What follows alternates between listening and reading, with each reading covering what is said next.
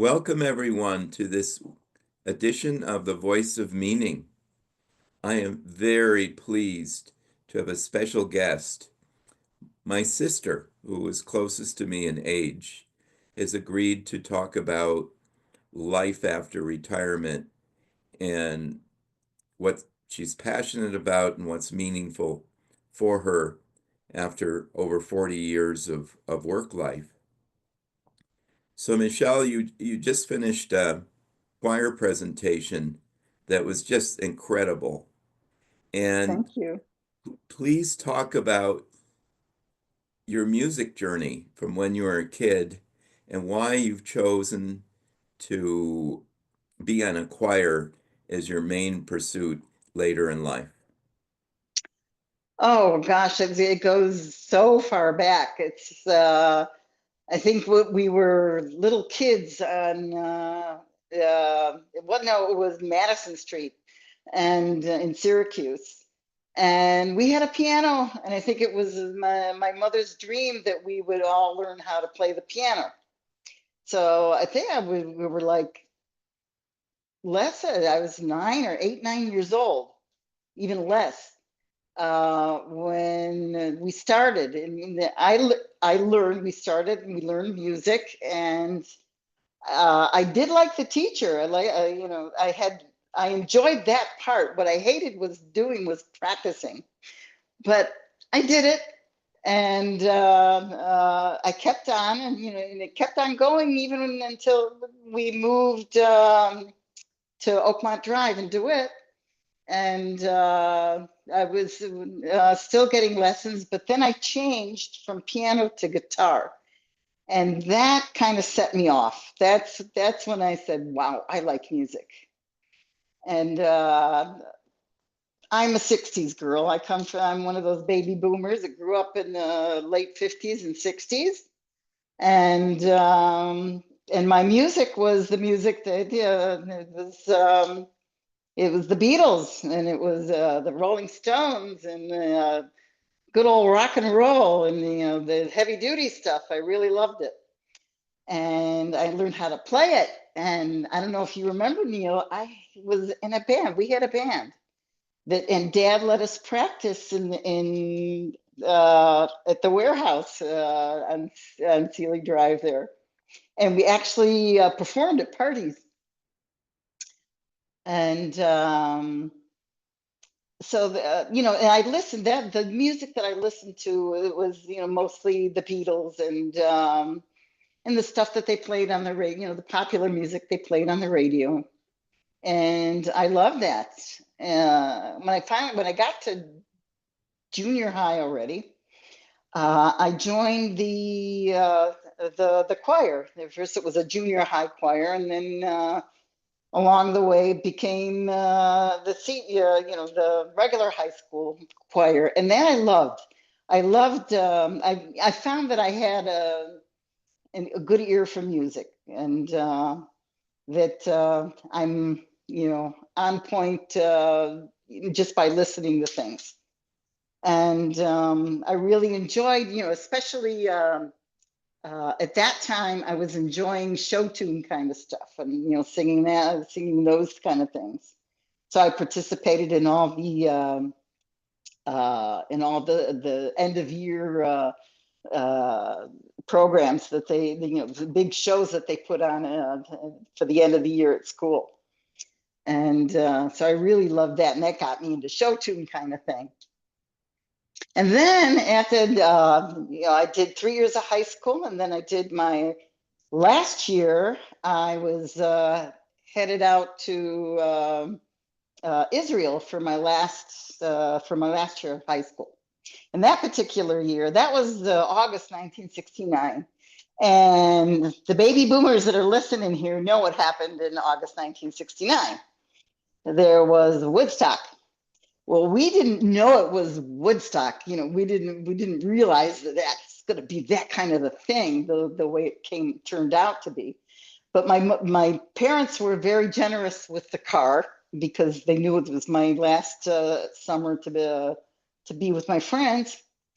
And of course, we didn't say we were going there, we had heard about there was going to be something going on up in Bethel, New York, something really cool going on. And so I got my friends together and I said, let's go check this out. And it was almost a couple hours drive to get up there. But it was hard. Once we got towards there, it was very hard to get there because there's traffic jam from here to all the way over to to Yasker's farm. But we sort of got there. It was the outskirts of where the farm is, and you could hear the music from afar, but don't remember much. And I think most of the people that attended Woodstock don't really remember what. Yeah, they remember from the movie, because being there, nobody remembers what happened there, and you guys know why. And but we stayed there for the day. We only went for it was the first day, and we came back after that because I had to get the car home. But that was quite an experience. That was those were my. I wasn't a hippie and I wasn't a flower girl, but I was really into the music. I was into the vibe, and so I really enjoyed that. But then I traveled to Israel, and life happened, and I did have my guitar with me, and I learned to play a whole bunch of Israeli songs. And I was in a dormitory situation there, and there were other people with guitars, and so the music was going on there. And then after that, I went into the army, and very soon got married. I wasn't even finished with the army, and I met my future husband, and we got married, had kids, and life happened, and the music got put aside. And then I went to work and started building a career in administration. And because I spoke both English and Hebrew, and also understood the business end of American companies, because I worked for my father, and when I was a kid, I always helped my father out. So I kind of knew how the back office kind of things work. And so that was an advantage. So I always got these really good jobs. And so I worked through the years, ending up in General Electric and GE Healthcare for my last 20 years of working, which was a high stress, high power job. And I didn't have time for anything other than the job. Then the years crept by, and all of a sudden I found that I was 65 years old and it was time to retire. And when they called me into the office, and they said, look, it's retirement age, and you're going to have to, go out and retire. And that scared the bejesus out of me. And because I didn't know what to do otherwise. I didn't know what else is there to do other than working in an office, and doing all kinds of back office work. And so I think the first year or two after retirement, I tried a whole bunch of different things, but I never hit the mark on this is okay, this is it, this is what I want to do. I want to And interrupt you, Michele, okay, for a second. This is a very important issue, and I have very fond memories of Dad buying you an electric guitar, I think, for your 13th birthday. that was my band days. And the reason why he had you practice at his warehouse is that you were practicing in our basement and the whole house was shaking. Yeah. But I work in financial planning, and I've had many clients over the years go through this thing called retirement. And with many people, it didn't end up very well, that they were in some sort of existential vacuum. And for a while, I had several men that died shortly after they retired. And I think it's kind of post-traumatic stress because they didn't know what to do with their lives. So Mhm. you're dealing, and obviously you were in this dilemma as well, dealing with this. And I think this is very, very crucial. And if anyone's listening who's about to retire or just retired, please listen carefully. Okay, Michele, please continue your story. Okay, well, like I said, the first couple of years, um, took care of all of my health issues because my work was almost a 24/7 kind of job. Um, I put all my health issues aside, and uh, then now all of a sudden I had this time on my hands. I talked to my doctor. She says, "Okay, you got to do this 1, 2, 3, 4. These are the things you need to do." And one of the most important thing was that I needed total hip replacements in both hips. And so I went off and I did that. And after doing that, all of a sudden, I felt like a new person because I'd gotten my health back on track and I could walk again without pain. And all of a sudden, I didn't have pain in my back. And I started maintaining that good health with going to Pilates and going to gyrotonic. And I've been doing that for at least 10 years. And that has totally turned my health around. That I feel good and I'm able to, and high energy. And okay, got all my health on track, and I'm going 3, 4 times a week to organized exercise and doing things on my own. And so I thought, what else? And then all of a sudden, it's like a little birdie in the back of my head started singing the song from The Sound of Music, my favorite things. And I was singing it to myself. I'm not going to sing it to you guys, but all of a sudden, that was like the light bulb that went on. I said, what were the favorite things? What were the things that you loved to do before you got into this work grind? What were those things? And then I took a piece of paper and started writing things down.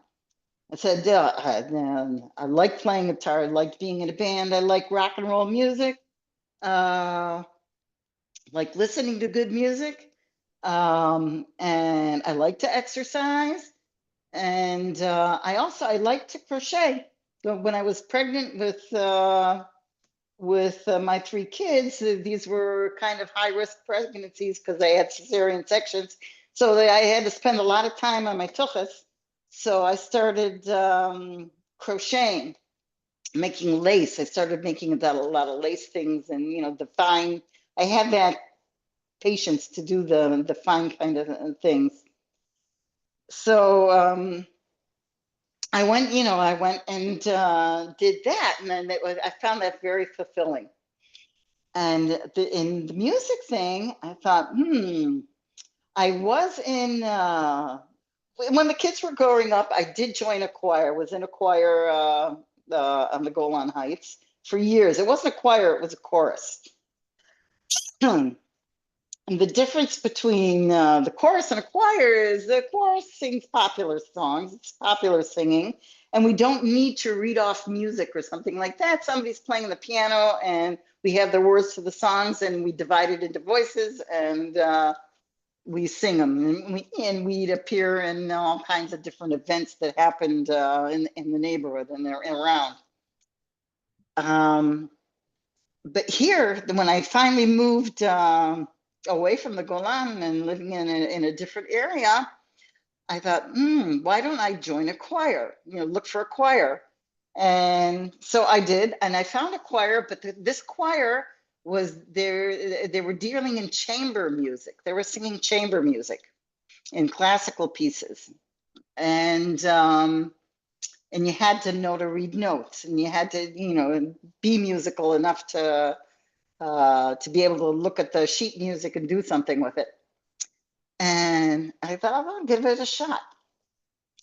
And that's how I went for auditions, and I was accepted, and I was hooked.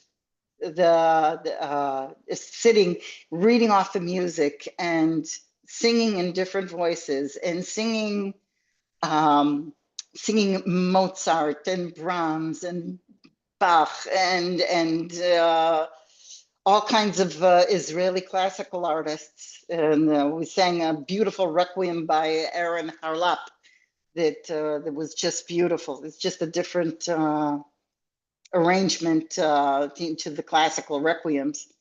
And we were singing a lot of church music, Ave Maria and such.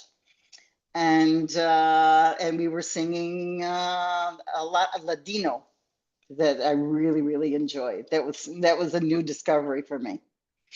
And so we would appear in also in events that happened in the area and everything.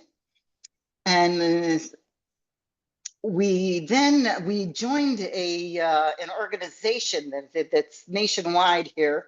It's called the Hallel, and it's an organization of all the choirs, the classical choirs in Israel.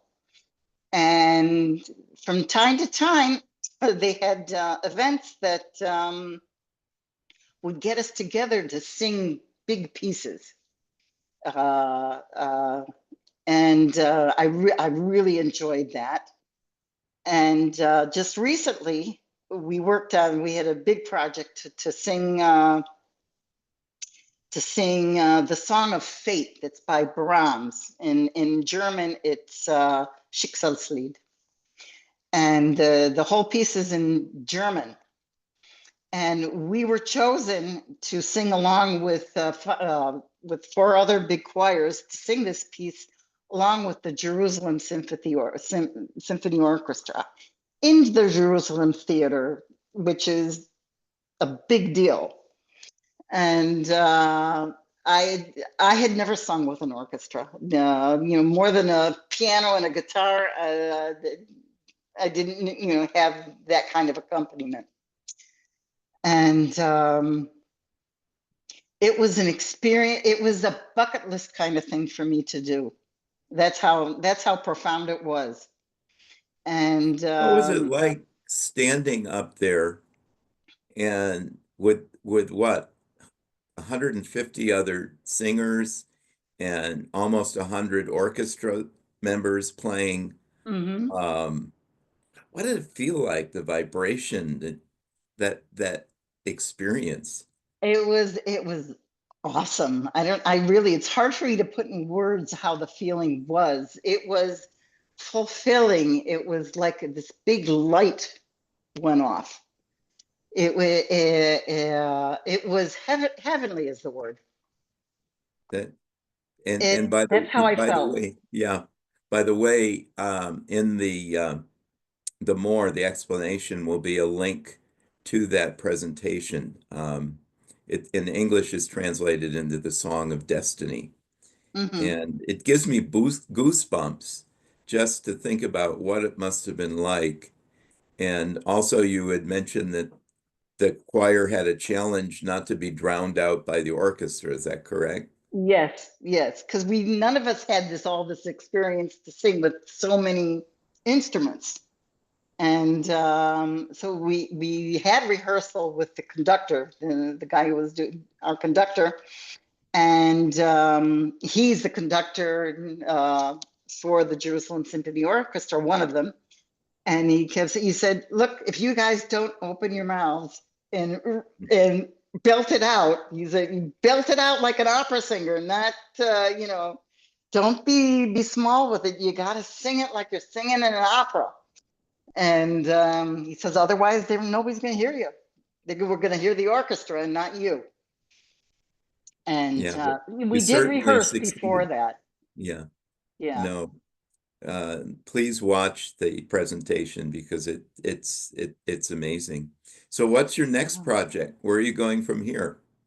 Well, from here, we were in March. We're going to be singing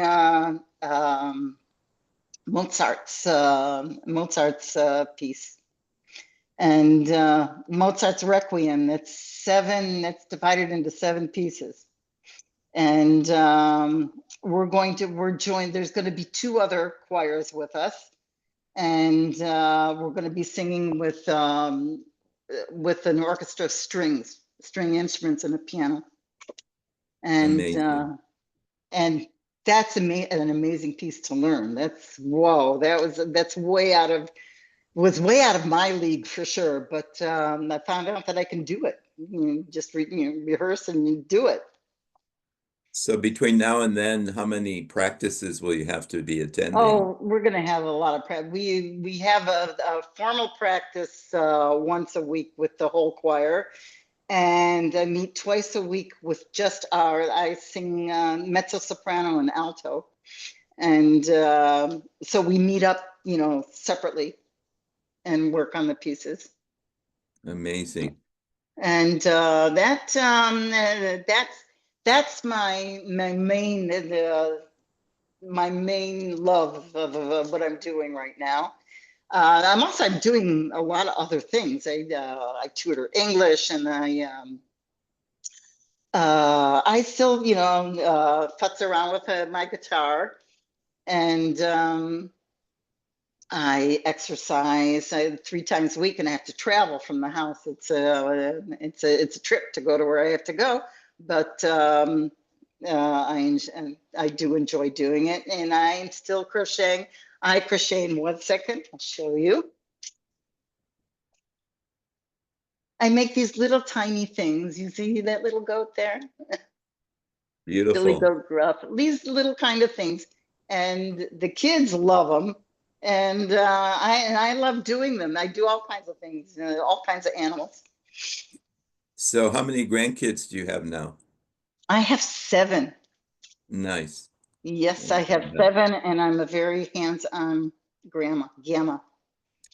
yeah, you call yourself Gamma, or they call you They Gamma. called me, Maya came up with the name when she was little, my Yeah. oldest. Yeah. I also, you failed to mention that you're an excellent baker of sourdough Oh bread. yeah, that happened during COVID. That was when we were all stuck at home, and there's only so much you can do, and I got hooked on the sourdough trend. And so towards the end of COVID, you could go out and meet in private houses and stuff like that. So I went and did a sourdough workshop with one of the very well-known uh, Israeli baker, and I caught on, and I haven't looked back since. I haven't bought bread since at least 4 years now. So do you consider all these projects work? No, I enjoy it. The day just flies by. But I do set aside time to rest. I'm very adamant about it. To give myself a couple hours in the afternoon to just turn it off, and I don't necessarily have to go to sleep or something like that, but to just put on some music and sit and crochet and quiet, and then I get revved up for the next thing. So if you were meeting with somebody who's about to retire, what advice would you give them? Listen to that song, My Favorite Things, and I like it. yeah, go back to the stuff that you were doing before you got so busy. Yeah. And also Yeah, develop new stuff. absolutely, absolutely.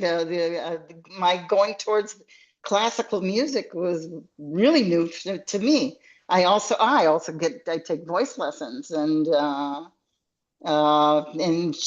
they pulled out of me a voice that I never knew I had. That's interesting. My wife, who's a professional musician, has been urging me to take voice lessons Do it, do because it. I have this TV announcer voice that might be harnessed to singing. Yeah, Um, so, well, you that's an might discover inspiration. something That's right. exciting. Yeah. And that's Um, why I really wanted the show to listen to the concert because her she did. opinion was very important to me. Right. Um, Yeah. so is it the same electric guitar that Dad gave you that you've been playing on, or do you have a new one? No, it's the same guitar. The electric guitar I'd given to one of my kids, and it got passed on. But the original harmony guitar that Dad bought me is the one I still pick around on. Amazing. Yeah. Yeah, That guitar is it's over 50 years 60 years old. old. Yeah. 50, 60 years Amazing. old. Yeah. Any other parting thoughts and or message you would like to convey? Pretend that a million people are will be watching this from around the world. What would you like to share with them? There's life after retirement. Life only begins after retirement. That's when you're going to have the most fun because you don't have little kids around you. You don't have all these responsibilities. The only person you're responsible for is yourself. And go have a great time. That's my message. Love it. Thank you so much, Michelle, and lots of success. And I look forward to hearing about all of the choir practices and tasting some of your sourdough bread again. It's Yeah. delicious. All Oh, right. yeah. It's gotten better. Okay. Thank you Okay. so much. Bye-bye. Bye bye.